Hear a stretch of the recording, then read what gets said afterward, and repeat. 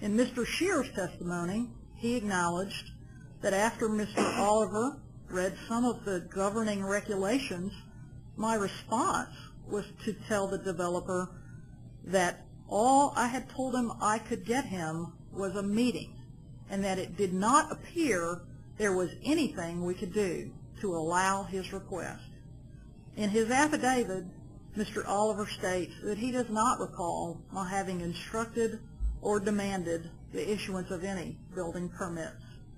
Calling a meeting on behalf of a constituent is not a violation of the ethics ordinance. As the city attorney says in her report, such a reading of the ordinance would in fact be absurd. The other allegation relates to Mount Juliet Commons.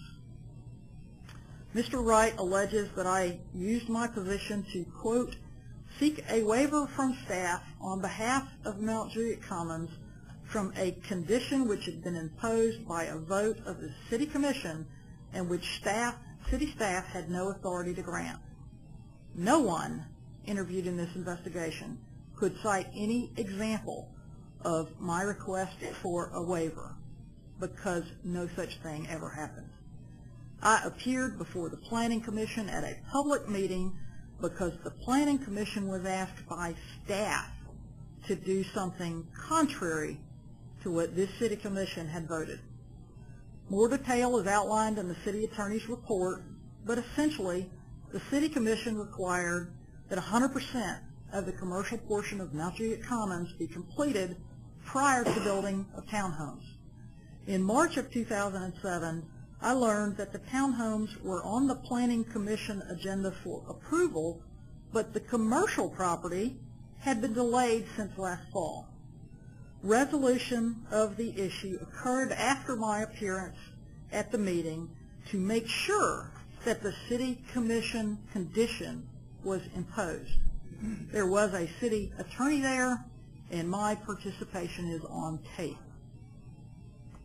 Mr. Wright also alleges that in some way I violated the ethics ordinance by revealing the existence of the newest complaint against him. I did not violate any ethics ordinance or the personnel policy. What I did was insist that a knowledgeable investigator, instead of the former city manager, Mr. Shear, be appointed to conduct a thorough review of the second complaint against him. This investigation has been underway since April 10th and is still not completed. Mr. Wright resigned his position before the second investigation was even completed. The last allegation regarding my inability to function as mayor due to my employment is broad and nonspecific. It is yet another attempt to cast aspersions on me without any factual basis to support it.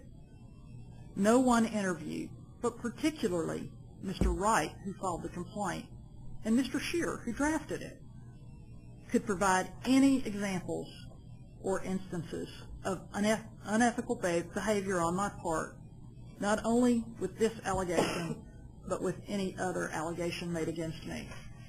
Mr. Wright and Mr. Shear have colluded together to try to damage my good name and sully my reputation without any evidence to support their charges. In closing, one must ask why these allegations were made against me when they are unfounded and without merit. There has been much discussion about this complaint in the media, and one can only assume that it was an attempt to damage my reputation. I ask this commission to clear my name tonight and dismiss the ethics complaint against me. Thank you.